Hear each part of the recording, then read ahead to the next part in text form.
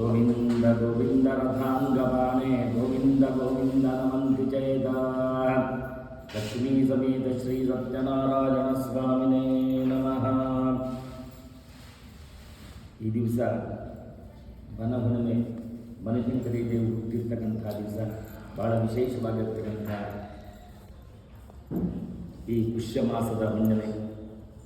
ಈ ದಿವಸ ಆ ಲಕ್ಷ್ಮೀ ಸಮೇತನಾಗಿರ್ತಕ್ಕಂಥ ಸತ್ಯನಾರಾಯಣ ಸ್ವಾಮಿಯನ್ನು 16 ರೀತಿಯಲ್ಲಿ ಪೂಜೆಯನ್ನು ಮಾಡಿ ಈಗ ಕತೆ ಹೇಳ್ತಕ್ಕಂಥ ಸಮಯ. ನಮ್ಮ ಭಾರತ ದೇಶದ ಉತ್ತರ ಭಾಗದಲ್ಲಿರ್ತಕ್ಕಂಥ ವಿಂಧ್ಯಕಾರಣ್ಯ ಎಂಬ ಅರಣ್ಯದಲ್ಲಿ ಶೌನಕಾದಿ ಮಹರ್ಷಿಗಳು ಅಂತಕ್ಕಂಥವರು ಒಂದು ಆಶ್ರಮದಲ್ಲಿರುವಾಗ ಅವರ ಶಿಷ್ಯರಾಗಿರ್ತಕ್ಕಂಥ ಸೂತ ಪುರಾಣಿಕರು ಅಂತಕ್ಕಂಥವರು ಗುರುಗಳಿಗೆ ಸಾಷ್ಟಾಂಗ ನಮಸ್ಕಾರವನ್ನು ಮಾಡಿ ಗುರುಗಳಿಗೆ ಕೇಳ್ತಾ ಇದ್ದಾರೆ, ಗುರುಗಳೇ, ಭಗವಂತನನ್ನು ಆರಾಧನೆಯನ್ನು ಮಾಡ್ತಕ್ಕಂಥ ವಿಧಾನ ಹೇಗೆ, ಯಾವ ರೀತಿ ಭಗವಂತನ ಪೂಜೆಯನ್ನು ಮಾಡಬೇಕು ಎಂಬುದಾಗಿ ಕೇಳುವಾಗ ಹಾಗೆ ಹೇಳ್ತಾನೆ, ಭಗವಂತನನ್ನು ಪೂಜೆಯನ್ನು ಮಾಡಬೇಕಾದರೆ ಭಕ್ತಿಯಿಂದ ಪೂಜೆ ಮಾಡಬೇಕು ಮತ್ತು ಶ್ರದ್ಧೆಯಿಂದ ಪೂಜೆ ಮಾಡಬೇಕು ಮತ್ತು ನಂಬಿಕೆಯಿಂದ ಪೂಜೆ ಮಾಡಬೇಕು. ಯಾರು ಭಕ್ತಿ, ಶ್ರದ್ಧೆ, ನಂಬಿಕೆಯಿಂದ ಯಾರು ಭಗವಂತನನ್ನು ಆರಾಧನೆಯನ್ನು ಮಾಡ್ತಾರೋ ಅವರಿಗೆ ಭಗವಂತ ಖಂಡಿತ ಅವರ ಕಷ್ಟಗಳು ಪರಿಹಾರ ಮಾಡೇ ಮಾಡ್ತಾನೆ ಅಂತಕ್ಕಂಥ ವಿಚಾರವನ್ನು ಗುರುಗಳು ಶಿಶೋತ್ತಮರಿಗೆ ಹೇಳ್ತಾ ಇರಬೇಕಾದ್ರೆ ಆಗ ಗುರುಗಳು ಹೇಳ್ತಾರೆ, ನೀನು ಕೇಳಿರ್ತಕ್ಕಂಥ ಪ್ರಶ್ನೆಯನ್ನು ಶ್ರೀಮನ್ನಾರಾಯಣನಲ್ಲಿ ನಾರದನೇ ಕೇಳಿದ್ದಾನೆ. ಇದು ಸ್ಕಾಂದ ಪುರಾಣ ಎಂಬ ಪುರಾಣದ ರೈವಾಖಂಡ ಎಂಬ ಭಾಗದಲ್ಲಿ ಬರ್ತಕ್ಕಂಥ ವಿಚಾರವನ್ನು ಹೇಳ್ತಾನೆ ಕೇಳಿ ಎಂಬುದಾಗಿ ಗುರುಗಳು ಹೇಳ್ತಾ ಇರಬೇಕಾದ್ರೆ, ಆ ಸ್ಕಾಂದ ಪುರಾಣದಲ್ಲಿ ನಾರದ ಮಹರ್ಷಿ ಲೋಕ ಕಲ್ಯಾಣಕ್ಕೋಸ್ಕರವಾಗಿ ಸಮಸ್ತ ಲೋಕಗಳನ್ನೆಲ್ಲ ಸಂಚಾರ ಮಾಡಿ ಬರ್ತಾ ಇದ್ದಾನೆ. ಸಮಸ್ತ ಲೋಕಗಳು ಅಂದರೆ 14 ಲೋಕಗಳು. ನಾವಿರ್ತಕ್ಕಂಥದ್ದು ಭೂಲೋಕ. ನಮ್ಮ ಮೇಲ್ಭಾಗದಲ್ಲಿ ಭೂವರ್ಲೋಕ, ಸುವರ್ಲೋಕ, ಮಹಲ್ಲೋಕ, ಜನೋಲ್ಲೋಕ, ತಪೋಲ್ಲೋಕ, ಸತ್ಯಲೋಕ ಅಂತಕ್ಕಂಥದ್ದು. ನಮ್ಮ ಕೆಳಭಾಗದಲ್ಲಿ ಅತಳ, ವಿತಳ, ತುತಳ, ತಳಾತಳ, ರಸಾತಳ, ಮಹಾತಳ, ಪಾತಾಳ ಅಂತಕ್ಕಂಥದ್ದು.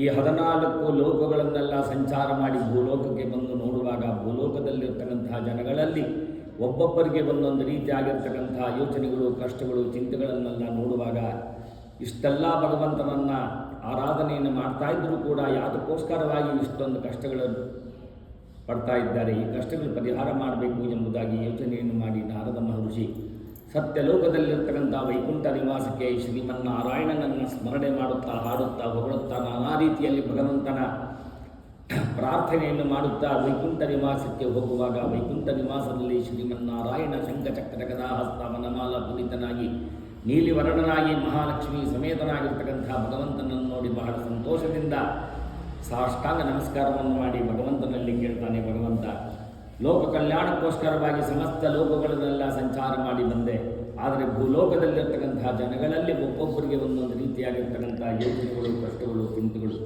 ಆ ಕಷ್ಟಗಳು, ಚಿಂತೆಗಳನ್ನು ಪರಿಹಾರ ಮಾಡ್ತಕ್ಕಂಥ ಒಂದು ಸುಲಭವಾಗಿರ್ತಕ್ಕಂಥ ಮಾರ್ಗವನ್ನು ನೀವು ಕರುಣಿಸಬೇಕು, ತಿಳಿಸಬೇಕು ಎಂಬುದಾಗಿ ಹೇಳುವಾಗ ಆಗ ಹೌದು, ಬ್ರಹ್ಮ 84 ಲಕ್ಷದ ಜೀವರಾಶಿಗಳಿಗೆ ಜೀವ ಕೊಟ್ಟಿದ್ದಾನೆ.